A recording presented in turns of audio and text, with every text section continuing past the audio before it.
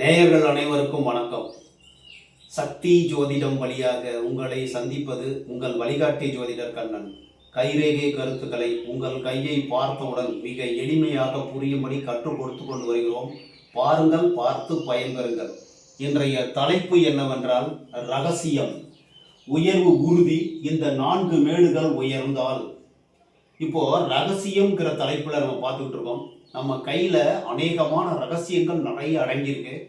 அதை இந்த 4 மேடுகள் உங்கள் கையில் உயர்வாக இருந்தால் வெற்றி அடைவது உறுதியாகிறது.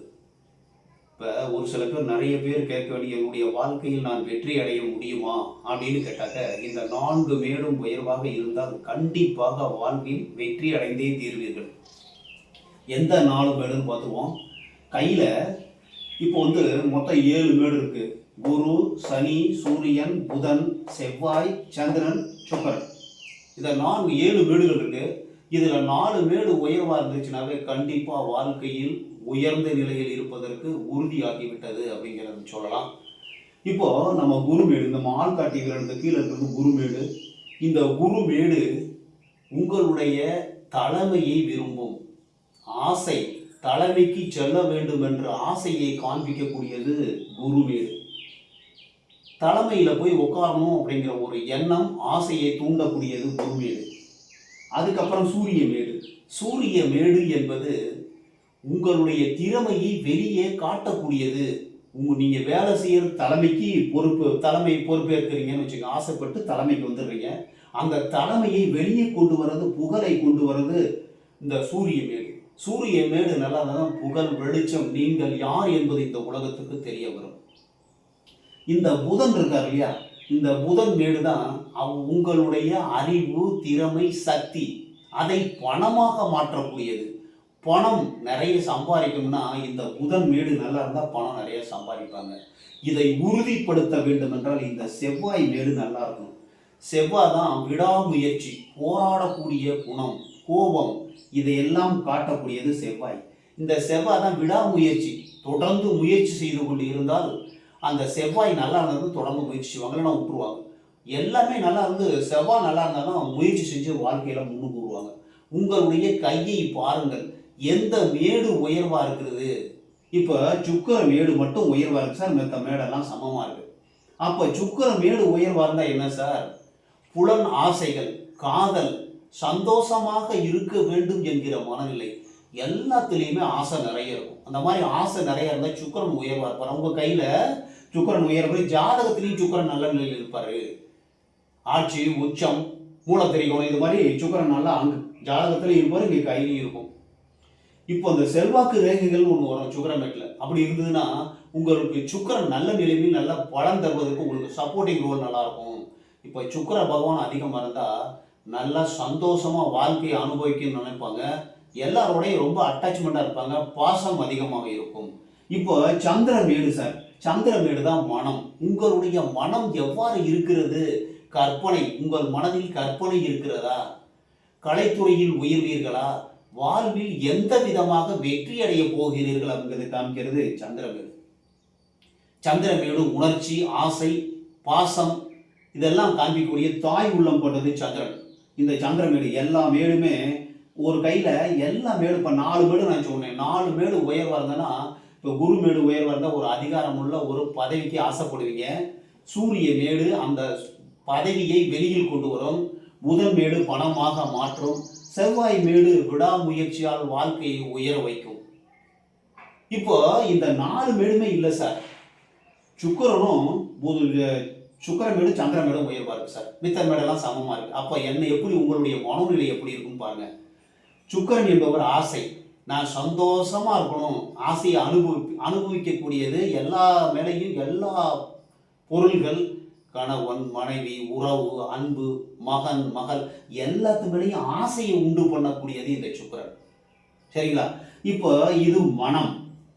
சந்திரன் என்பது மனம், நீர், கற்பனை, கற்பனையோடு ஆசை, கற்பனையோடு. அப்போ இவங்களுடைய வாழ்க்கையே வேறு ஒரு விதமா இருக்கும். கற்பனையிலேயே வாழ்ந்துட்டு இருப்பாங்க, சந்தோஷமா இருக்கணும்னு நினைப்பாங்க, அதை நோக்கியே பயணம் பண்ணிட்டு இருப்பாங்க. இந்த உங்களுடைய கையை பாருங்கள், எந்த மேடு உயர்வா இருக்கோ அந்த மேட்டோட ஆசை அதிகமாக இருக்கும். ஒண்ணு. இப்ப இதுல எல்லா மேடுமே உயர்வா இருக்கு சார். சுக்கிரனும் உயர்வு, குரு, இப்ப வந்து சனி மேடு உயர்வா இருந்தா திருமணத்தில் விருப்பம் இருக்காது. மெத்த இது எல்லாமே நல்லா பண்ணுவாங்க, தனிமையில் இருப்பாங்க, கவலைப்படுவாங்க. ஒரு சில நேரம் வேலைகளை வந்து நல்லா ப்ராப்பரா செய்யணும், பொறுப்புணர்ச்சியோட செய்யணும். இப்ப குரு மேடு என்பது பூர்வீக புண்ணியத்தை காட்டக்கூடியது. சனி மேடு என்பது உங்களுடைய கர்மா, நல்லது செஞ்சிருக்கீங்களா கெட்டது செஞ்சிருக்கீங்களா அதை வந்து அவங்க ரிஃப்ளெக்ட் பண்ணும். சூரிய மேடு என்பது உங்களுடைய புகழ் எப்படி, உங்களுடைய உங்களுடைய வாழ்க்கைக்கு புகழ் எப்படி இருக்கும் அப்படிங்கிறத காமிக்குது. பணம் சம்பாதிக்கிறத புதன் காமிக்குது. போராடக்கூடிய சண்டை குணத்தை காண்பிக்கக்கூடியது செவ்வாய். உங்களுடைய மனோநிலையை காண்பிக்கக்கூடியது சந்திரன். உங்களுடைய ஆசையை காண்பிக்கக்கூடியது சுக்கிரன். இப்படிதான் நம்ம கையில் எடுத்துக்கணும். எந்த மேடு உயர்வா இருக்கோ அந்த மேட்டோட குணாதிசயங்கள், குணம், மனம், நலன் உங்களுக்கு அதிகமாக தென்படும். சுக்கிரன் அதிகமாக இருந்தால் ஆசைக்காண்டியே சந்தோஷமா இருக்கிறதுக்காண்டி நீங்க பிறந்திருக்கீங்கன்னு அர்த்தம். இந்த சந்திர மேடு அதிகமாக இருந்தால் கற்பனையிலே வாழ்ந்துகிட்டு இருப்பீங்கன்னு சொல்லலாம். எல்லா மேடும் உயர்வா இருக்கு சார்.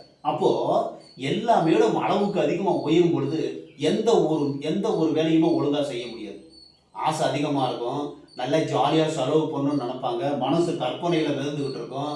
குறுமேடு தலைமைக்கு வரணும்னு நினைப்பாங்க, அதை பணம் நிறைய சம்பாதிக்கணும்னு நினைப்பாங்க. சனிமேடு வெளியில் புகழ் வரணும்னு நினைப்பாங்க, வியாபாரத்தில் வாழ்க்கையில் முன்னுக்கு வரணும், பேச்சு திறமை நிறைய இருக்கும். எல்லாமே அதிகமாகும்போது எல்லாமே தடைபடுவதற்கு வாய்ப்பு உண்டு. ஏதாவது 1-2 மேடு உயர்வாக இருந்ததுன்னா வாழ்க்கையில் முன்னுக்கு வருவாங்க. இதையெல்லாம் சரி பண்ணணும்னா உங்களுடைய ஆயுள் ரேகை எப்படி இருக்குன்னு பார்க்கணும். மேடுகள் ஆசையை காட்டுகின்றன, ரேகைகள் அதை செயலாக்குகின்றன. ஆயுள் ரேகை நல்லா இருந்ததுன்னா உடம்பு சக்தி பலம் நல்லா இருக்குன்னு அர்த்தம். புத்தி ரேகை இருக்கு இல்லையா, இந்த புத்தி ரேகை உங்களுடைய மனோநிலையை காண்பிக்கிறது. உங்க மனோநிலை எப்படி இருக்குது, கற்பனையில் இருக்குதா, பணம் சம்பாதிக்கணும்னு நினைக்குதா, நடுத்தரமா இருக்குதா, உங்களுடைய புத்தி எவ்வாறு இருக்கிறது, புத்தி உடைபடாமல் சிறப்பாக இருந்து இந்த விதி ரேகை நல்லா இருந்துச்சுன்னா பணம் வர்றதுக்கு விதி ரேகை தான் காரணம். இந்த 3 ரேகை முக்கியமாக நல்லபடியாக இருந்து எந்த மேடு உயர்வாக இருக்கோ அந்த மேட்டோட குணாச்சாரம் அதிகமாக இருக்கும். குறிப்பாக குருமேடு, சூரிய மேடு, புதன்மேடு, செவ்வாய்மேடு நல்லா இருந்து இந்த ரேகைகள் நல்லா இருந்ததுன்னா, இப்போ சூரிய ரேகையும் இருந்துருச்சுன்னு வச்சுங்க, உங்களுடைய புகழ் உலகம் பூரா பரவுவதற்கு வாய்ப்பு உருவாகிறது. இப்படி தான் நம்ம கையை பார்க்கணும். இது வந்து கைரேகை ரகசியங்கள்ங்கிற பகுதியில் இருக்கணும். எந்த மேடு உயர்வாக இருக்கோ அந்த மேட்டோட குணம் உங்களுக்கு அதிகமாக இருக்கும். குறிப்பாக இந்த நான் சொல்ற 4 மேடு உயர்வாக இருந்துருச்சுன்னா கண்டிப்பாக வாழ்க்கையில் பணபலத்தோடு, பதவியோடு, புகழோடு, செல்வத்தோடு உங்கள் விடா முயற்சியில் வாழ்க்கையில் வெற்றி பெறுவது உறுதியாகிறது. உங்களுடைய ரேகைகள், உங்க ஆயுள் ரேகை, புத்தி ரேகை, விதி ரேகை இது சிறப்பாக இருந்துருச்சுன்னா கண்டிப்பாக நீங்கள் நல்ல நிலைமையில் வர்றதுக்கு வாய்ப்பு இருக்கு.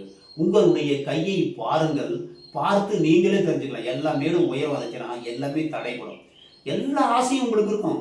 சுக்கிரன் வந்து ஆசை, புலனாசைகள்ல இருந்து காதல், சந்தோஷமாக வாழணும், வண்டி, கார், பங்களா எல்லாத்துக்கும் ஆசைப்படுவீங்க. அதே மாதிரி தலைமைக்கு ஆசைப்படுவீங்க. குருமேடு உயர்வாக இருந்தால் நான் தலைமைக்கு போகணும்னு நினைப்பீங்க. சனி மேடு உயர்வாக இருந்தால் பணம் சம்பாதிக்கணும், பொறுப்போடு இருக்கணும்னு நினைப்பீங்க. சூரிய மேடு உயர்வாக இருந்தால் புகழ் உங்களுக்கு வர வேண்டும், நான் வாழ்க்கையில் உலகத்துக்கு தெரியப்படுத்தப்பட வேண்டுங்கிற புகழ் வெளிச்சத்தை நோக்கி பயணிப்பீர்கள். புதன் மேடு உயர்வாக இருந்தால் பேச்சால் முன்னுக்கு வரதுக்கு வாய்ப்பு இருக்கு, பேச்சு துறையில் உயர்வதற்கு வாய்ப்பு உண்டு.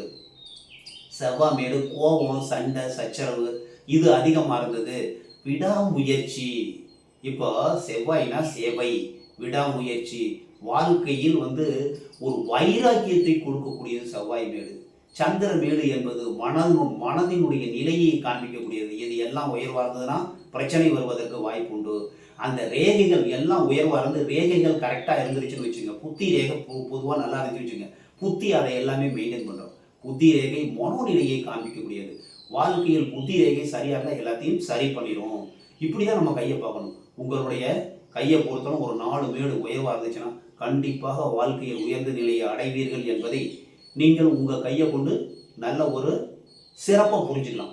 இந்த காணொலி உங்களுக்கு பிடிச்சிருந்து புதுசாக பார்க்குறவங்களா இருந்தால் சப்ஸ்கிரைப் பண்ணிங்க, ஃப்ரெண்டுகளுக்கும் ஷேர் பண்ணி பயன்பெறுங்கள் என்று கூறி மற்றும் ஒரு சிறப்பான காணொலியில் உங்களை சந்திக்கும் வரை உங்கள் வழிகாட்டி ஜோதிடர் கண்ணன். வணக்கம்.